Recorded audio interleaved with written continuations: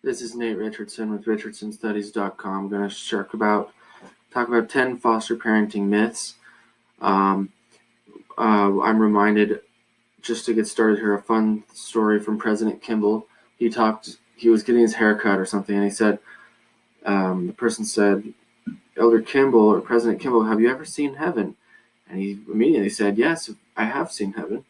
And he said, it's one particular instance when I saw that was at an Indian reservation or something, and the parents in a family weren't able to have their own children, so they adopted 18 children. So he said, now that was heaven. I saw heaven there.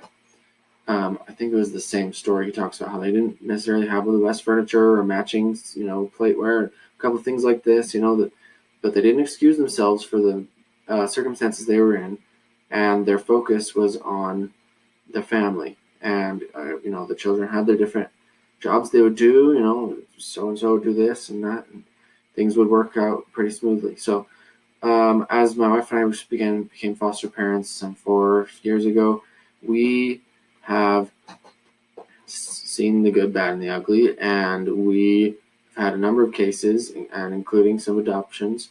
And I put together this 10 foster parenting myths here at RichardsonStudies.com. So number one is, a lot of people say children foster. So I'm going to go through each of the 10, and then we're going to go through them all in detail. Okay.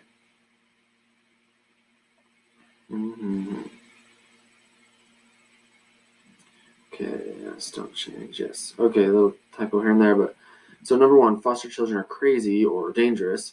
Number two, foster children can't change. Number three, foster kids will never feel like a real part of my family, even if we adopt them. My family. Number four, the loss of caring for a child and returning them to their parents is too much for me. Number five, I know a foster parent and they're still waiting for a placement. Demand seems to be not very big. Number six, being a foster parent would be too draining. Number seven, I can't financially afford to take in or adopt children. Number eight, level 2 and 3 foster children as well as sibling groups are too hard and should be avoided. If you're not familiar, level 1, 2, 3, there are some higher ones, but it's basically level 1, 2, 3 for the children's behaviors. Level 1's the easiest, and so forth. You have to have a special license for the 3. Okay, number 9, I don't have time to foster children. I already have children of my own. Number 10, I can't take in more children because I want to focus on quality, not quantity, for the children I already have. Now, let me explain. So, number 1, okay, it's 1. Foster children are crazy or dangerous. Well, actually, no, they're kids, and they have as much capacity to love and be loved as anyone. When my wife and I got foster children, it quickly occurred to us, oh, they're just kids. We don't need to label them as foster children. In fact, when we have foster children over, I tell my kids, look, don't call them foster children. They're our friends. We've got friends coming over. We don't want them to, as much as possible, we don't want them to label themselves as foster children. Okay? They're just children. And at the end of the day, the only label we should put on anyone is child of God. And I think it's Elder Oaks. He talks about being careful with, even the homosexuals. He says, don't call them homosexuals or gays. We call them, or maybe it's Elder Bednar. He says, we should really just have one label for everyone as children of God. Okay, now obviously I'm not saying we condone things that are against the commandments, but I'm just pointing out that. So I hear parents say that they don't want their other children being molested or taught bad habits by foster children being introduced to their homes. Though it might seem harsh to you, the reality is that you can tell your caseworker that the placement is not going to work for your family. Even if some placements won't be okay for you, you don't have to denounce fostering altogether. Also, when you sign up for fostering, you fill out a form that says which behaviors you're willing to have in your placements. For example, if you don't want a child with a drug or pornography addiction, or who is sexually active or sexually abusive or physically abusive, you can check boxes letting your caseworker know that those type of placements are best suited elsewhere. Now it's your caseworker for each case, and you have I think it's an RFC. It's Anyway, you have someone who helps you with the whole process. Let's see. All right. There are plenty, I would say the majority of foster children who don't fall into these categories of these extreme danger situations.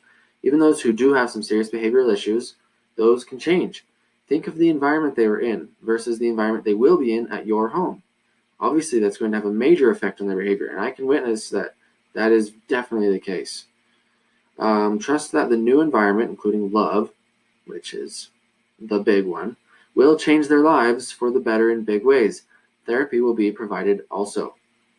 Throughout your journey as a foster parent, your list of what can and can't enter your home may change, especially based on the needs of, maybe you've got some tiny children that have this and that need, or, some others that, but it's always up to you of what you do and don't allow in your home. Further, your biological children can be plenty crazy too. You can't always discern if a child is going to have bad behaviors later in life, but the same goes for your biological children. Parenting in general involves risk-taking, but alas, it involves even more inspiration and power. So let's go on to number 2. Foster children can't change. So, let's use a phrase President Thomas S. Monson liked to say, quote, "A leopard can't change its spots, but men aren't leopards, and they change every day," close quote. Humans are extremely resilient creatures and can even heal from the trauma of being transplanted. Remember the Lord's vineyard? He grafts where he will and works to create fruit in his mysterious way. God's power is strong enough to heal. Also, not all foster children even need to change. Because they've been thrown into the system doesn't mean they're going to have intense behavioral problems. You'll be surprised at how quickly they can adapt and overcome behavioral issues. And you'll be surprised at how often you'll get some just angel child that just was in a bad situation. Rest assured that you don't have to be the perfect parent to bring needed change into your foster or adopted child's life. As you create a relationship with each child, you'll be giving them great power. You also have to remind yourself that even if the situation isn't ideal, you're giving them a much better life than they would have had. Even if you're just a person who doesn't break the law constantly. So, okay, let's look at number 3. Foster kids will never feel like a real part of my family, even if we adopt them. Okay, this one's a big one. And people with a religious background really shouldn't struggle with this because the scriptures are all about adoption, so into Christ's family. So here we go. Well, the scriptures have a theme of adoption, perhaps a most common theme. Scattering, gathering, grafting, adopting to the house of Israel. Isn't that the whole point of Jesus Christ? You screwing things up and then getting forgiven, getting help to the change process and transforming your nature and being adopted into the household of faith. It says that. Well, as you raise your child, your effect on their biology in the brain, you affect their biology in the brain and everywhere else. They wouldn't be the same without you, just like any other child. Also, a biological child can be very different from its parents. So let me just really quick unload this. The cells in the human body are replaced every, couple of months? I don't remember. But also, you're rewiring their brains based on what you're teaching them and what you're giving them and what you're asking of them in a very, very real way. The parent of a child is the person who influences that child. Let's say there's a child who's neglected constantly, but he has, neglected constantly by his parents, but he spends, a lot of time with his grandparents and learns everything from them. His grandparents are essentially his parents, okay? Same with whatever. And the scriptures talk about, if you do what Satan says, then you're a son of Satan. If you do what Jesus says, you're a son of Jesus. So, anyway. All right. Let's see here. Okay. If your foster children are from a different culture or race, don't let that get to you. Everyone will embrace them and you'll love them.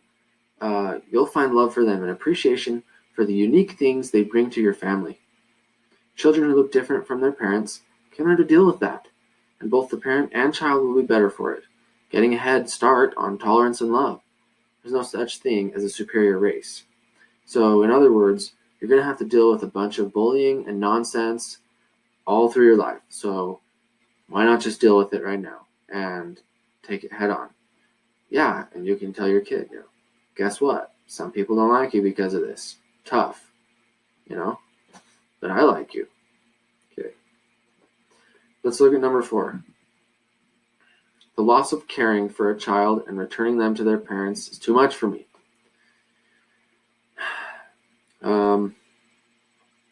So basically, some people have this idea that they're going to bring this kid into their home and I'm going to love them so much that I can't possibly let them go in 3 months. My heart would just break in half. Okay, I get where you're coming from when you're trying to be sincere, but obviously, what's the more loving thing? I mean, inviting someone to dinner because they're hungry, or refusing to invite them to dinner and letting them continue to be hungry just because they can't stay for the full 2-hour chat. That's pretty much what you're saying when you're saying that you can't take them in because it'll just break your heart in half if they leave. There's a need, okay? There's a need to take in these kids. So help the need. Yeah, it's going to break your heart, but guess what else? It's going to break their heart 10 times more if they have to keep living with an abusive parent. So, to have loved and lost is better than to never have loved at all. Remember that? Looking for refugees? Here they are. You can tell them, we're going to have you stay with us while your parents are taking some time to practice. You might stay here, but we're trying to help your parents get ready to have you back. We don't know if it's going to be a few weeks or a few months or what, but we're just going to have a good time. We'll do what's best for you, okay? And we'll have a good time. This is a hard thing to tell a child, but it's their reality. And you're going to make it better for them than they can possibly imagine. Some wonder why God gives some people such hard trials. And, of course, I wonder. Everybody wonders it. But the answer is they can do it. With God's help, they can do it. And it's going to make them a better person. And God would be selfish if he hampered us constantly and never gave us those opportunities we needed to be better people. All right, let's look at number 5. I know a foster parent and they're still waiting for a placement. Demand for foster parents must not be very big. All right, well, maybe foster parents only want an infant and one of them. If you don't have these barriers, there are tons of foster children waiting for temporary and permanent homes. However great your loss of caring for a child and letting it go, it isn't as big as the loss of the child is experiencing. If you're willing to be involved in whatever comes to this child, you'll be transferring some of the loss of that child and will have to bear upon your own shoulders. God will succor both the foster child and the foster parent until their cups are overflowing. So that's a little off the topic of question 5, but suffice it to say that you might be waiting in the wing a while if you're just like, I want a 3-month-old little girl, period. Yeah, there's a lot of people who want a 3-month-old little girl, period. But if you say, hey, I'll take a sibling group, and I don't really care what age they are, or even if you're, probably maybe, this age bracket instead of just this one age. There is also a thing where in Utah at least is where I'm licensed, you can't have a child that's 10 years, less than 10 years younger than you. So if you're in your 20s, you will not be able to take in some kids. That's a good thing. So let's look at number 6. Being a foster parent would be too draining. Well, there's a magic secret here that I'll compare to being a full-time missionary. Remember how happy you were despite being busy? Constantly, endlessly busy? I guess some missionaries choose not to be busy, and that's their problem. But the ones who are, you know what I'm talking about. Remember how things always seem to work out despite of everything? Remember feeling close to Jesus Christ every hour? Remember having strength to do things you never thought possible? Fostering is the best kept secret. Full-time missionary service for married young people without stacks of money set aside for full-time That's supposed to say for full-time missionary work. I'll have to fix that. But anyway, you don't have to wait until you're a retired senior couple to go on another mission. It's a very real, very important mission to be a foster parent. Foster kids give you more than you give to them. Children are magic, and foster children are no different. At first, your capacity to care for children, and children with special needs, and we could say annoying needs, will be small, but as sure as anything, it will grow, along with your capacity to experience joy. Okay, let's look at, I can't financially afford to take in or adopt foster children. Well, this is a serious concern, but I'll tell you some things that will help. If you have a child or children who have significant behavior issues, which will directly correlate to increased costs that you're fostering or even adopting through foster care, the state will likely give you a permanent post-adopt subsidy, which will cover at least highly supplement these costs. Additionally, while fostering, there will always be a stipend to help cover food and other costs. Obviously, people don't get into fostering for the money. I mean, somebody crazy somewhere could, I guess, but you may as well go and sell lemonade on the street, and you'll make about as much per day or less than you would taking care of kids. And talk about a 24/7 job, especially fussy babies all night, which are the best, of course. They're all the best, but anyway. We think of adopting children as something rich people do, hearing of tens of thousands in adoption fees, etc. But if you adopt via foster care, it's usually free, and the state covers for the adoption lawyer and everything. And often the kid gets adopted from foster care gets Medicaid until 18, so that's good. We won't get into debates on that right now. I'm just telling you like it is. Okay, number 8. Level 2 and 3 foster children, as well as sibling groups, etc., or tough cases, are too hard and should be avoided. Sure, I mean, don't take on more than you can chew, and take it one step at a time. That's fine. But let's talk about this. If children come as siblings, they'll have people they love who understand what they're going through. This will help them adapt to your home. I think that's really true. My brother Johnny, right? It's a theoretical situation. My brother Johnny was also in this situation, and now we're both here, and this family doesn't get it, but Johnny does, so we'll kind of stick close together. It's always the best when you can not split up a sibling group. Let's see. Higher level children, or more difficult children, are classed that way because sometimes they've been in a number of foster homes without finding a permanent placement. This could be because the homes they were previously in were only transition homes, or there was a clash with siblings, or the placement wasn't intended to be permanent.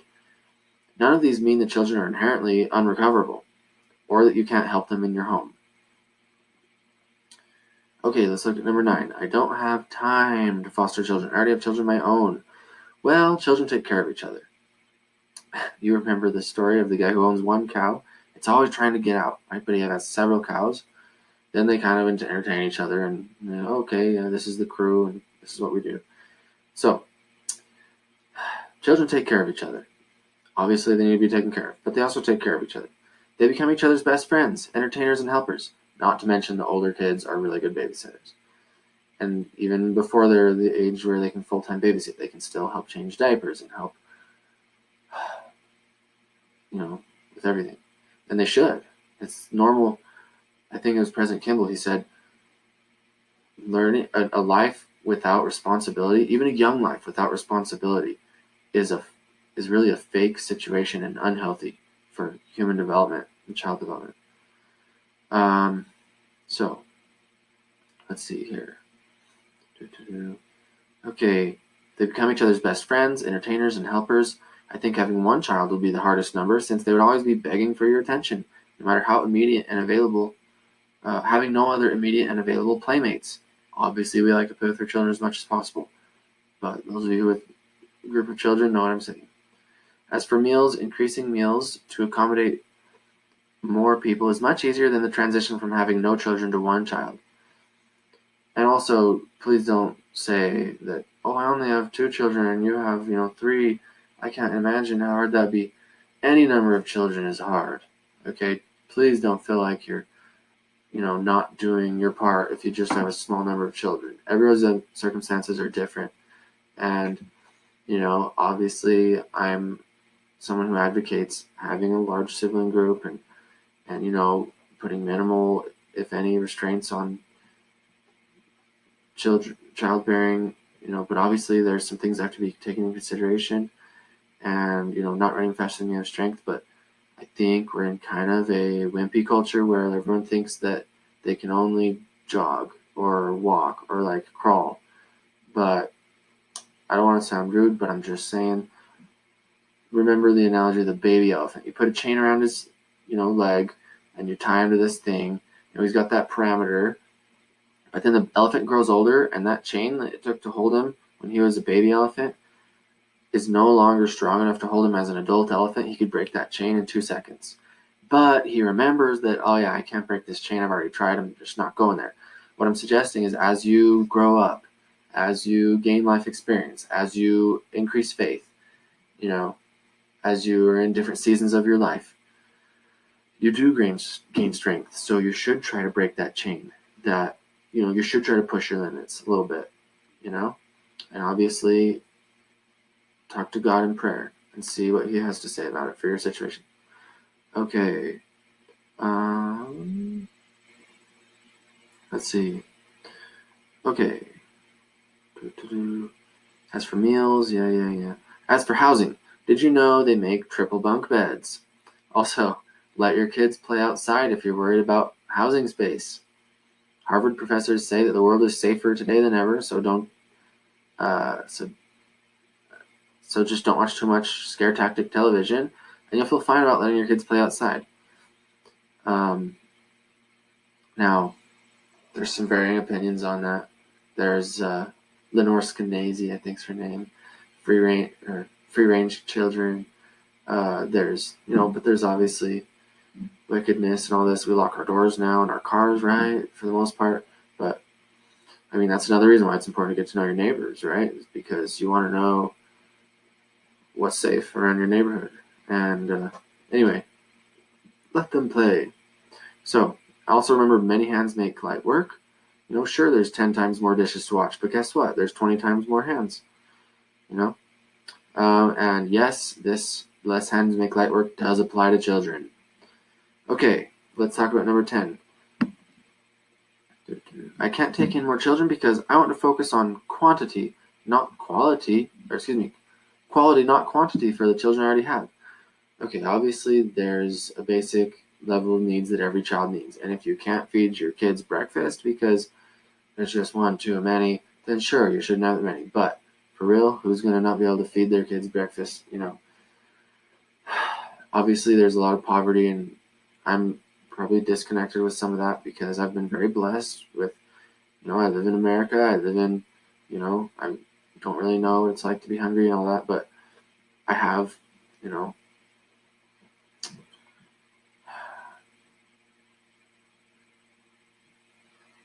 don't know how much to say here. I don't want to be too personal. But suffice it to say that most cases, you can figure it out. But you can't have a, Babylon mindset of having like a high standard of living all the time. Sometimes you gotta scrimp, and that's okay. Let's see. So, think about what kind of life these kids are having in the foster system. Basically, they're orphans. Giving 10 people basic needs like nutrition and love and some limits, is better than giving 5 people the skill of playing a piano, in my humble opinion. Will the eternal soul of your child be in jeopardy if they don't have private tutors in each subject and all the best for Christmas? No, it won't. However, will the eternal soul of your child be in jeopardy if they never learn to share, to love people different than themselves, to be patient, to serve the poor? Being a sibling is a great scenario to learn these critical traits. So if you're worried about the quality of your children, you should try foster parenting or whatever. Try having some more kids. I'm trying to be polite and stuff, but I'm trying to also send a message that we can maybe widen our horizons. And maybe this isn't right for you. That's cool. But I'm just putting some ideas out there. Okay, let's see. Conclusion. Perhaps foster parenting is not for everyone, but I submit that it's for more people than most people think. Obviously, in an ideal situation, we're not going to need any foster parents because people will take care of kids and all this and not abuse them and stuff. But that's the reality of our present world. Kids are getting abused. Kids are getting removed from their homes. Kids are needing places to stay. Kids are needing not just places to hop around, but permanent places to stay.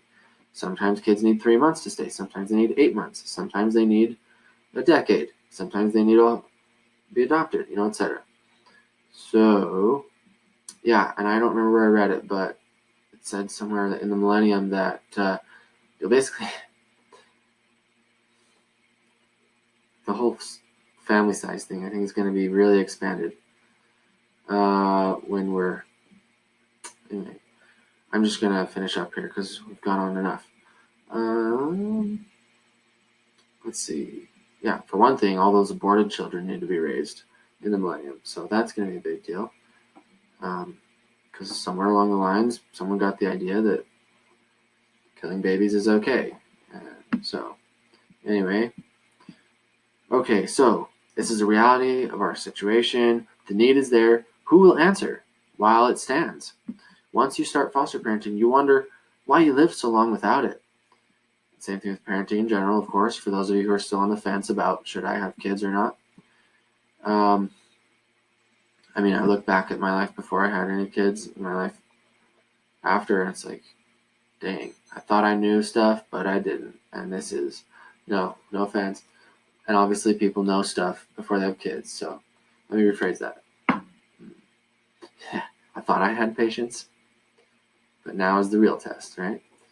You think you are this nice, loving person, but if you don't have kids yet, you have yet to pass through the refiner's fire. Let me say that. Obviously, many people have passed through many refiner's fire other than just parenting, but parenting's a doozy. Let's just say that. It's the best. For example, something I often say about my full-time mission service, I say, when I got back, I said, you know what? I had no idea it was going to be that flippin' hard. But I also had no idea it was going to be that amazing, right? It was way harder than you thought it would be, but it was way better than you thought it would be. It was way more amazing. It was way more miraculous. It was way more everything beautiful, and life has depth, more depth now, and all this. And you wonder how your life would have been without it. You can't imagine, there was this big hole that got filled that you didn't know was there, and so forth. Okay. In an ideal world, kids are indeed raised by their married birth mother and birth father. Until that day, let's contribute in powerful local ways to bring world peace. Remembering once I was a stranger. And in the eyes of God, we were all once strangers, and we still continue to be strangers by the silly stuff we do. So we should have patience for these people, right? Who are wacky because of their growing up, or just because of their dumbness. Let me be nice and back off. Because of their bad choices. Okay? I'm not one of the people who believes that everything in a person's life is because of their hard upbringing, all their bad habits. It could just be that they made a dumb choice and they decided they were going to start smoking, right? Obviously, there's some, maybe their parents didn't drill it into them enough, or maybe they had some needs that weren't fulfilled. Those are very real and very true, but I'm just saying, we gotta be patient with people and take them in and work with them, whether it's their fault or not, So, it was said in General Conference that how we react, and this was 2016 April Conference, in the talk Refuge from the Storm by Elder Patrick Kieran of the 70. He said that how we react to the refugees of our day, which obviously would include foster children, will determine the destiny of our souls. Quote, being a refugee may be a defining moment in the lives of those who are refugees, but being a refugee does not define them. Like countless thousands before them, this will be a period, we hope a short period, in their lives. This moment does not define them, but our response and help define us. Our response will help define us, close quote. And remember, a big theme of the gospel is that this whole planet is a strange place. And we're here sort of as a testing ground, holiday, probation. Alma says that, Truman G. Madsen talks about, I don't remember who he said it, but celestial homesickness, where it's like, yeah, this place is kind of weird, and I don't really fit in here, right? So yeah, celestial homesickness, for real. And we are wayfaring strangers, right? The pilgrim looking for the better world, right? So these guys are pilgrims, and their hour of help is here. That they need help is here. Okay, let's see. Last paragraph here. In the early days of the restoration of the gospel, 2 African sisters were converted, escaped slavery, and traveled 600 miles on back roads, lest they be apprehended, traveling to join with the saints. They knocked on Joseph Smith's door late one night, waking him and Emma. They related their account and said they had nowhere to go, and asked what they should do. Joseph looked to Emma and said, "Emma, these sisters say they have nowhere to stay. Is that true, Emma?" She responded, "No, Joseph, they can stay here." She was not treated in Joseph and Emma's house as a slave or servant, but as one of the family. Joseph and Emma astonishingly often took people into their home, often on very short notice, and often for a long time. So thank you for studying these with me, 10 foster parenting myths. I'm Nate Richardson. If you're interested in this text, this article is at richardsonstudies.com. If you go to I believe it's at the family section on the menu there under parenting. And the article is right down here. Let's see. Foster.